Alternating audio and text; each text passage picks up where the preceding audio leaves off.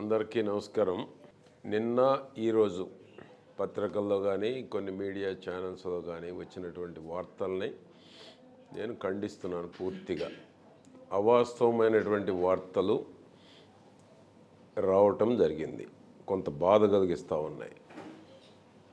జరిగినటువంటి ఏదైతే కుటుంబ సభ్యుల మీద వార్తలు వచ్చినాయో ఆ రోజు యాదృచ్ఛికంగా జరిగినాయి తప్ప, ఆ రోజు ట్రాఫిక్ విషయాల మీద మాట్లాడదామని పోలీసులు రమ్మటం జరిగింది.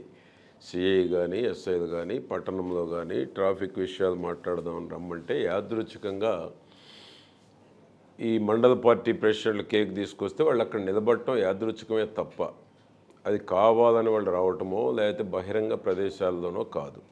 ఇంటిలో ట్రాఫిక్ విషయాల మీద చర్చించడానికి రమ్మన్న సందర్భంలో యాదృచ్ఛికంగా జరిగింది. కానీ దాన్ని కూడా నేను సమర్థించటం లేదు. అయినా దాన్ని మరొక రకంగా చిత్రీకరించి ట్రాన్స్ఫర్స్ విషయాల్లో జోక్యం చేసుకుంటున్నారని, అదేవిధంగా అక్రమ వ్యాపారాలు కొమ్ముగాస్తున్నారని పత్రికల్లో రావడం చాలా బాధ కలిగించినాయి. వాళ్ళు హైదరాబాద్లో ఉంటున్నారు.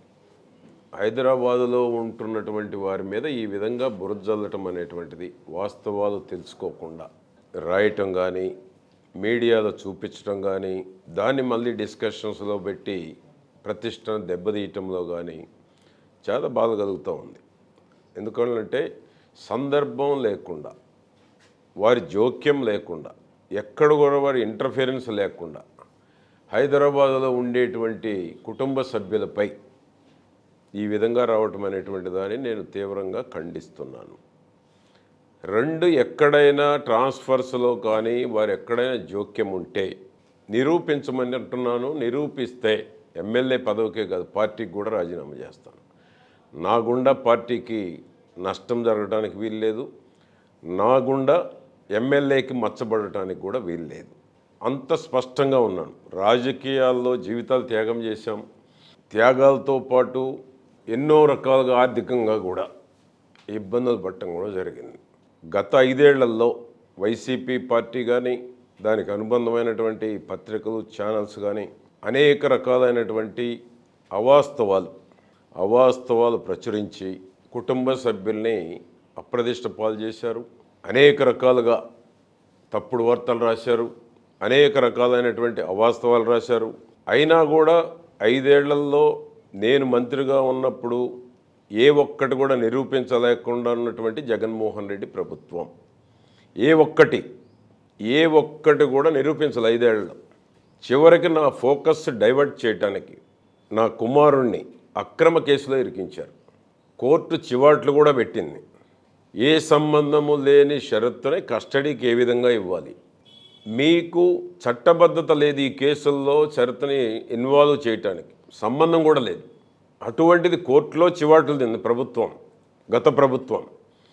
తీరా కోర్టులో, హైకోర్టులో కూడా ఆ కేసును కొట్టివేయడం కూడా జరిగింది. ఆ రకంగా గత ప్రభుత్వం 5 ఏళ్ళు దానికి అనుకూలమైన పత్రికలు, దానికి అనుకూలమైన ఛానల్స్ అవాస్తవాలు ప్రచురించి కుటుంబ సభ్యుల్ని అప్రదిష్ట పాలు చేశారు. ఇప్పుడు హైదరాబాద్లో ఉంటే నిన్న కమ్మవారిపాలెం ఏదైతే స్వర్గసీమ మన చంద్ర శ్రీనివాసరావు గారి యొక్క మ్యారేజ్ రిసెప్షన్ రావటం జరిగింది. ఆ తెల్లారే బర్త్డే. నేనే ఎప్పుడు బర్త్డే వేడుకలు జరుపుకోలే. చిలకలూరిపేటలో నేనే ఎప్పుడు ఈరోజు బర్త్డే వేడుకలు జరుపుకోలే. మా ఇంట్లో అటువంటి మేము ఎప్పుడు ఇష్టపడం. నిన్న జరిగినటువంటిది కూడా కాకతాళీయంగా జరిగింది తప్ప బర్త్డే వేడుకలు జరుపుకోవడానికి నేను కానీ మా కుటుంబ సభ్యులు కానీ ఇష్టపడం. మీ పత్రికల వాళ్ళు, మీ ఛానల్ వాళ్ళు, మీ యాడ్ల కోసం ఈ రోటరీ క్లబ్ వాళ్ళు లేకపోతే వాటిని ఫ్లేరప్ చేసి పబ్లిక్ నుంచి వచ్చేటువంటిది దానికే తప్ప మాకు ఏనాడు బర్త్డేలు జరుపుకోవాలనేటువంటి కోరికలు ఏనాడు లేవు.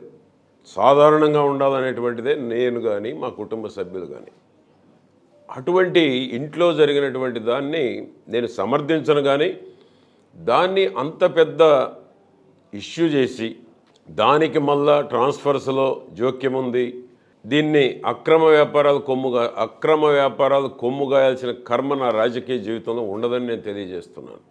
అక్రమ వ్యాపారాలు కొమ్ముగాయాల్సిన అవసరం మా కుటుంబానికే లేదు. 5 ఏళ్ళు ఆ ప్రభుత్వంలో ఇబ్బంది పడ్డాం.